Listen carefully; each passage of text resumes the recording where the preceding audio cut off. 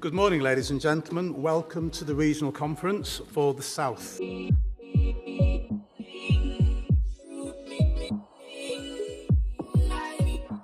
It's a chance to find out the extent of the work of the M&D Association, and also perhaps to find out how you might become involved.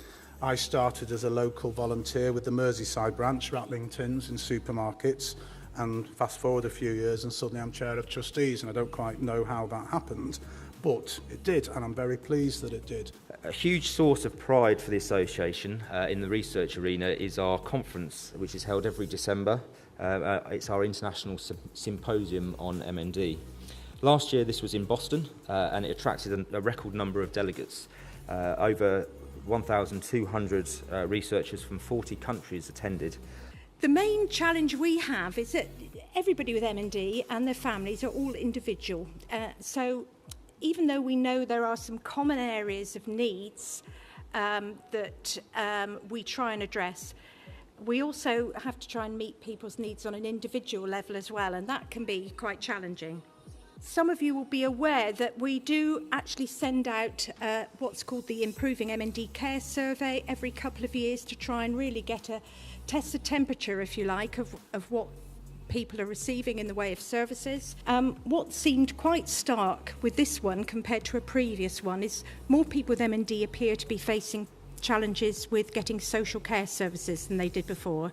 We do know that where we do put in funding to places like care centres, that people do report a better experience than where they are seen by a service which isn't funded by the association.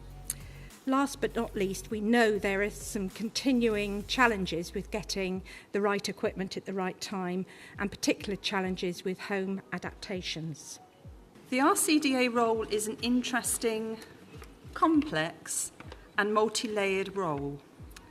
And we work across strategic levels, operational levels, and in many development areas. Really, everything that we are talking about, we always come back to really our core values of the association, which underpins pretty much everything that we do day to day. And of course, as you can see, those are heart, collaboration, commitment, respect, and openness. AVs are all different ages, we come from different backgrounds and we have different life experiences, and I think that's what makes us so unique. Not everybody, sadly, who lives with MND will have access to an association visitor.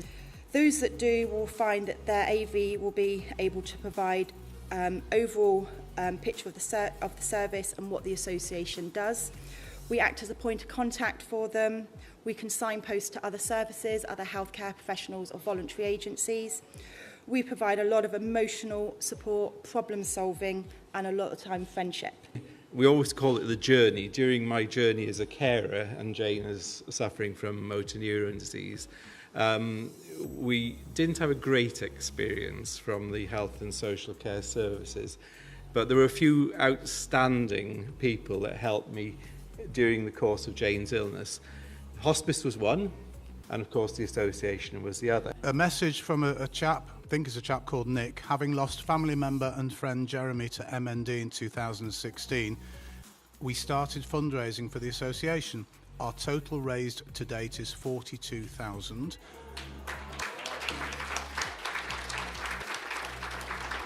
I think we all know once it comes to the diagnosis of motor neuron disease, it's still a clinical diagnosis so far.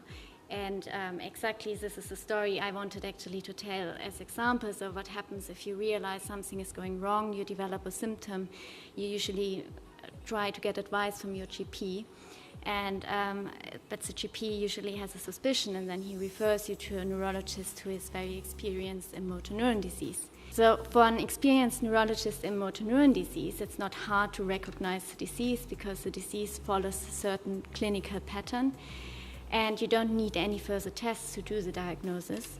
Really what we would need, or what we would like to have, is to have a measurement of disease activity, and want to have a diagnosis as early as possible, apply drugs and therapeutic trials as early as possible to have some biggest chance actually to get help or have effects of the drugs, and also reject the drug if we see it actually doesn't influence the disease activity.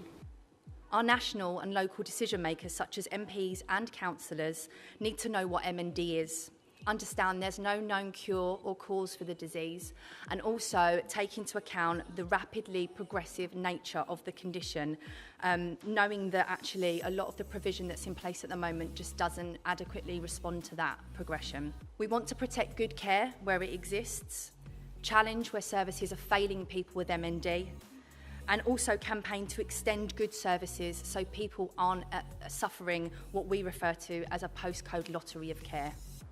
So I just wanted to take a minute, Alan, to acknowledge your extraordinary contribution to the association as chair of the trustee board.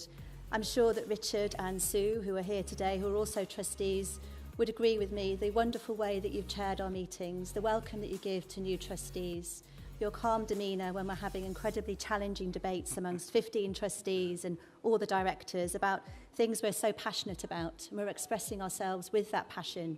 Your ability to harness those conversations and to keep those meetings going, and usually to time, is really quite remarkable.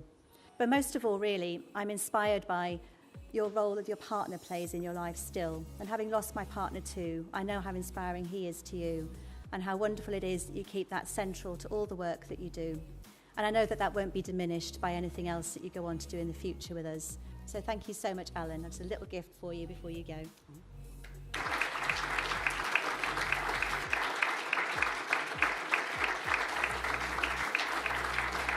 Thank you very much, that was very touching.